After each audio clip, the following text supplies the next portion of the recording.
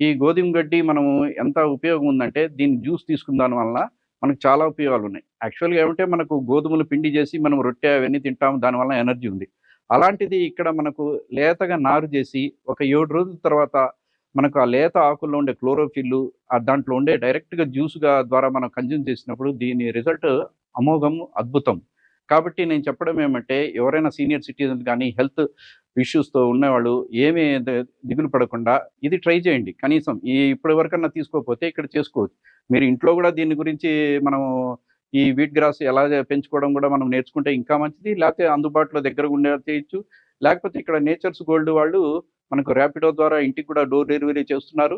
కాబట్టి మనకు అన్ని అవకాశాలున్నాయి.